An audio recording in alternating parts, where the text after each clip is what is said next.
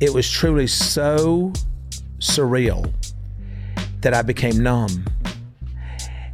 And we cried that whole visitation. They waited until the words wouldn't break them. And then Todd said the line that stopped everyone. My love is not past tense. It wasn't a headline. It wasn't a PR spin. It was a boundary. One conversation, one time, for a person they refused to reduce to someone's ex. If you came here for a spectacle, you might be disappointed. If you came to understand why they stayed silent and why they finally spoke, you're in the right place. The silence wasn't indifference. It was survival. For months, messages poured in. Why haven't you addressed it? When will you talk? The family read them. They didn't respond. Grief doesn't move on a schedule, and it doesn't owe anyone access. That's the part most people forget. Todd and Julie chose to speak once, together, because anything more would turn mourning into a storyline. They called it what it was.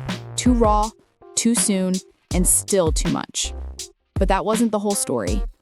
Before we talk about loss, we have to talk about a life. Say his name first. Nic Kerdiles. Not as a label, not as a footnote. A former pro hockey player who fought his way from ice rings to a second act in real estate. A steady presence who showed up when showing up mattered. Funny, kind, quick to help. The kind of person you could call at 5 a.m. and know he'd answer. That's who he was in their house, long after the engagement ended. And while the world tried to turn him into a relationship headline, the family refused to play along. They knew the person, not the clique. And he was there when others weren't. That part matters. During the trial, Nic became a routine. Everyday actions that kept a collapsing world from falling through the floor. He drove. He brought coffee. He listened. No cameras, no posts, just presence. When you've been through a storm, you remember who held the umbrella. That's why Todd still tells stories about the drive each morning, the bag of coffee in the console, and the wordless moments that say more than speeches. Those aren't dramatic details. They're proof. And that's what made what happened next hit so much harder. The day the news reached them didn't feel real. It didn't feel like anything. Todd remembers walking into a visitation room in Florida and noticing Savannah's back before he saw her face. He said hello. He felt Chloe's arms around him. He heard the crying. And then the sentence that takes the air out of a room. He's gone. Your mind goes where your fears live. Who? How? Why? And then one word lands with finality. Nic.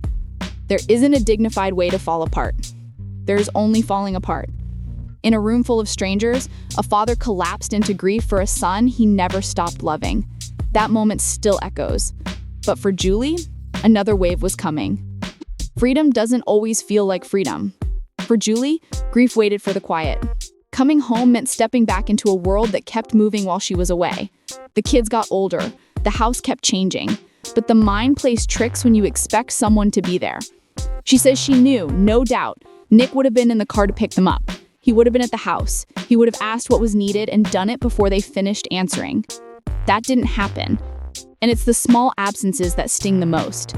The empty seat, the text that doesn't arrive, the impulse to say, I'll ask Nic, and then remembering. That's when the loss turns from an event into a daily reality. And it forces a question that cuts deep. What do you do with the future you believed in? Todd admits he still grieves the what could have been. Not because the past changes, but because hope doesn't retire on command. He wanted a wedding. He wanted grandchildren. He wanted a second chance between two people who once planned forever. He says Savannah felt that too, this sense that when the timing finally lined up, they'd figure it out. It's easy to treat that kind of hope like fantasy until you've loved someone enough to imagine every version of tomorrow with them in it. That's why the phrase, not past tense, lands the way it does. Love doesn't clock out when a headline hits. It shifts shapes and keeps going. But the internet doesn't always honor that. Unverified, but loud, as the months passed, chatter grew. Rumors suggest some fans felt the family's silence was confusing. Why not post a tribute faster? Share more, open the door fully. Others argue the opposite, that grief shared on a schedule isn't grief. It's content. Reports claim that some viewers hope the new docuseries will explore Nic's story in detail. There's no confirmation of that. It's been said certain outlets leaned on Savannah's ex framing for clicks. Again, that's media buzz, not a policy. The family's position stays simple. This conversation happens once, by choice, and then it closes. If anything, the speculation proves their point. Boundaries only matter if you're willing to hold them when people push. There's another point the family refuses to let slide. Names matter. Labels reduce, names restore. The rollout of headlines after Nic's passing stung because so many led with the relationship label instead of his identity. A career, a record, a reputation earned off camera. The family's frustration isn't about credit, it's about respect. When someone becomes a headline, it's easy to strip them of complexity. Ex-fiancé gets clicks. Human being who loved and was loved doesn't trend. But the second one is the only one that's true enough to honor a life. That's why Todd says what he says. He calls Nic my son. Not because he's rewriting history, because that's how it felt inside the house. And because there's responsibility that comes with that word. Responsibility looks like this. Tell the truth about who he was, how he showed up, and why it still hurts. Don't speculate. Don't dramatize the details. Don't pretend the family didn't keep the line open even after the rings were off. That's the part outsiders miss. Breakups don't erase bonds built with parents, siblings, and a wider circle. When someone becomes family, titles change slower than paperwork. That's why the grief reaches everyone. And it's why the family asks for something simple in return. If you speak his name, speak it with care. They know people are curious. They know people want timelines and behind-the-scenes answers. They also know the cost of giving the internet everything it wants. Parasocial expectations make grief a performance. The family makes a different choice. Talk once, share the heart, leave the rest in peace. And in that choice, there's a reminder for anyone watching. When loss hits your house, you'll want the same mercy. No countdown clock, no demand for details, no audience scorecard on whether you've healed fast enough. If you're here for details, here's what matters. Nic and Savannah dated for years. They got engaged. They didn't make it work, but the relationship didn't vanish. It changed shape. He kept showing up. During the hardest season the family has ever lived through, he stuck around. Not as a boyfriend, as a friend who took care of practical things without asking for credit. That's a legacy most people only dream of. A legacy of loyalty. It's not flashy, it's not shareable. It's real. The visitation room memory sits in the middle of the story because that's where the past and present collided. In one sentence, he's gone. Years of history shifted into a future without him. There's no orderly way to process that. Numbness is logical when nothing else is. Shock is the body shutting off the noise. You don't choose how grief moves through you, you only choose to let it move at all. That's why the numbness gave way to words eventually, and why those words needed to be careful. The careful part isn't about legalities or media strategies. It's about honoring the person instead of feeding the algorithm. Not every detail belongs to the internet. Not every memory can survive an audience. Some stories live better where they started, around the table, in the group text, in the car on the way to a courthouse when you need coffee and courage at the same time. Those are the places where Nic still lives for them, and that's where he'll stay. Think about the line Julie shares, coming home and expecting to see him. It sounds small until you realize how many daily moments grief rewrites. The song on the radio, the extra cup on the counter, the reflex to send an update, the unexpected kindness that makes you think of the person who would have loved hearing about it. Loss isn't a single day, it's a series of reminders. Some are gentle, some take your breath away. That's why she says it felt strange, off, like the world was one person short. Another hard truth, when someone leaves early, people cling to hypotheticals. Would they have found their way back? Could they have made it work now, older and softer with different priorities? Those what-ifs can heal you and haunt you. The family lives with that tension. They don't pretend the hope wasn't real. They just accept that hope now belongs to a version of tomorrow no one gets to see. That acceptance isn't surrender. It's love in a new form. If you're tempted to measure their silence against your expectations, consider this. Mourning publicly is a relatively new phenomenon. We've trained ourselves to think every loss requires a post, a montage, a live stream memorial of sorts. But the most honest goodbyes often happen without witnesses. The internet doesn't like that because it can't quantify it. But the family is grading this by views, they're grading it by peace. And then there's the media piece, the one the family directly calls out. Headlines that privilegated a relationship over a name. That decision isn't just tacky, it's lazy. It flattens a person's history into a tag. It turns a life into a thumbnail. The family's pushback is more than defensiveness. It's a corrective. Put his name first, his accomplishments, his character, the people who loved him. That's how you honor someone you can't hug anymore. None of this changes the weight of the day the news arrived. That memory will always begin with Savannah's back turned in a room no one wants to be in. It will always include a daughter catching her father as he falls. It will always be proof that love makes you vulnerable in the most brutal, beautiful way. There isn't a way to dress that up. And there doesn't need to be. At some point, the family had to decide whether to keep the door closed. They didn't owe anyone an explanation. They chose to open it a crack for one reason: respect. Respect for Nic, respect for the audience members who truly cared and weren't just chasing clarity, respect for themselves to say the words they needed to say, on their terms, before the questions drowned out the person at the center of them. That word respect runs through everything they shared. Respect for the life Nic built outside the show. Respect for the way he stayed connected without conditions. Respect for his name. Respect for their own hearts. It also informs the line they draw next.